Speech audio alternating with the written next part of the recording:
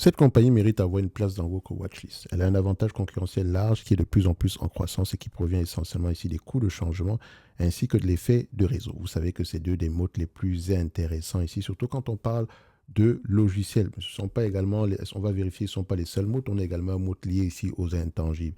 Donc ça reste une entreprise ici qui devrait mériter notre attention au-delà des chiffres, juste en regardant cette note. OK? On n'a même pas encore regardé les chiffres. Donc, quand on va regarder les chiffres, si cette entreprise a un avantage concurrentiel large et qu'il est de plus en plus en croissance, on s'attend à avoir des revenus au moins stables, des marges au moins stables. Bref, quelque chose d'intéressant. On va aller regarder ça tantôt tout à l'heure. Je rappelle ici que le prompt en question est uniquement accessible dans le bootcamp. Et ce bootcamp-là vous donne droit également ici à un accès dans le top premium Infinity. Donc, le top premium ici est en lien dans la description de la vidéo. Enfin, pas le top premium, mais le lien vers le bootcamp est en description de cette vidéo aussi. Et je rappelle ici que la prochaine revalorisation aura lieu le 28 du mois de août, uniquement réservé aux personnes qui veulent apprendre à faire du stock picking sérieusement. Et ça, je parle du bootcamp. Si vous avez des questions, laissez-moi savoir en commentaire. Comme je l'ai dit tantôt, le lien en description de cette vidéo. Alors, si je reviens sur la compagnie qu'on appelle ici Guidewire, c'est comme vous voulez, je dis qu'elle s'appelle GWRE. Comme je l'ai dit, elle mérite d'avoir une place dans votre watchlist. Croissance des revenus. Stabilité ou croissance. Vous constatez qu'on a même une accélération de manière générale. Ensuite, marge brute. Est-ce que la marge brute est de plus en plus en croissance? Très intéressant. Est-ce que la marge EBITDA va dans le même sens que la marge brute? On constate ici que les marges EBITDA vont dans le même sens. On a même une légère accélération. Je pense qu'on a une marge EBITDA de plus en plus en croissance. Évidemment, vous allez me dire ici que oui, mais elle a tendance à être cyclique avec ses chiffres, etc. Il y a quelque chose qui s'est passé ici. Et tant que vous ne savez pas ce qui s'est passé, vous ne pouvez pas tirer de conclusion hâtive ici. Si l'entreprise a un avantage concurrentiel large, ça veut dire qu'il y a quelque chose de spécial dans ce business-ci. Maintenant, à qui est-ce qu'elle vend? Qu'est-ce qu'elle vend? Je fais exprès de ne pas vous le dire parce que je sais que c'est la première question que vous allez vous poser. Si on a un avantage concurrentiel et que les chiffres vous plaisent, qu'est-ce qu'elle fait? Est-ce que je comprends ce qu'elle fait? Qui sont ses clients? Qui sont ses fournisseurs? Ça, vous allez le faire. D'accord? Donc, je ne peux pas tout faire sur cette vidéo. Je me limite uniquement aux éléments quantitatifs, tout simplement pour susciter de l'intérêt et du questionnement. Alors, c'est pas qu'on ne peut pas le faire dans tous les cas de figure.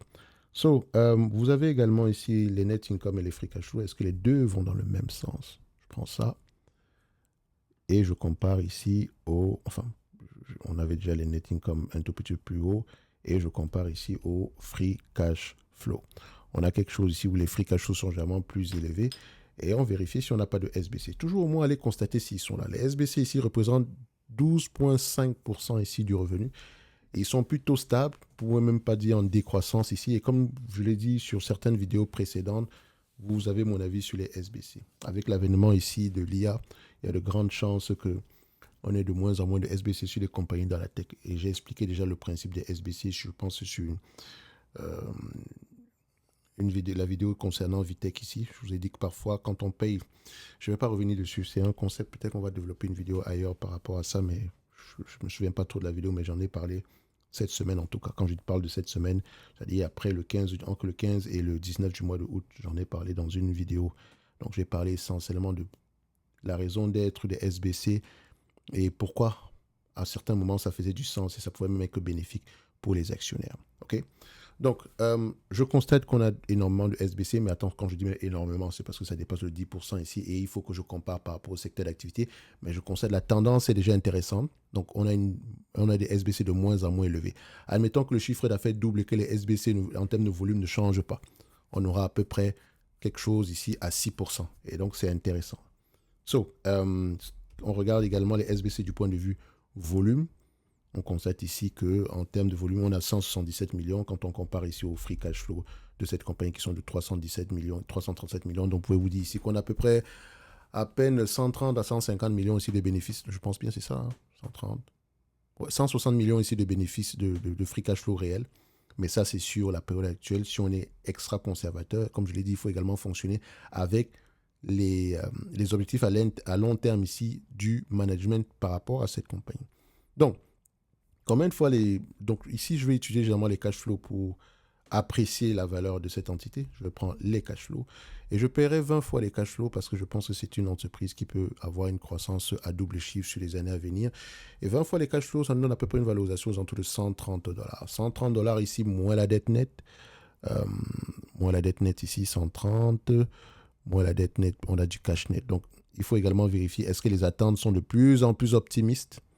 On peut voir ici que par rapport à 2028, ici, c'est plutôt stable. Par rapport à 2027, c'est de plus en plus optimiste par rapport à il y a un an. Donc, les analystes sont également nombreux sur ce dossier-ci. Et c'est un business où il faut quand même faire attention. Ici, c'est un business qui, entre 2019 et 2023, était très peu prévisible. Alors, c'est du logiciel. Qu'est-ce qui s'est passé? Ça peut être le changement dû ici au switch vers le modèle SaaS plutôt que vers le modèle de licence perpétuelle. Donc, parfois, ce switch-là entraîne ce genre de variation. J'ai bien dit parfois. Donc, maintenant, à vous d'aller vérifier si j'ai raison ou pas. OK? En tous les cas de figure, il faudrait être à l'aise avec ce qui s'est passé entre 2017 et 2023. Si c'était quelque chose de temporaire, très bien. Si c'est plutôt quelque chose qui pourrait revenir dans le futur, c'est le moment de commencer à l'étudier en date d'aujourd'hui. OK?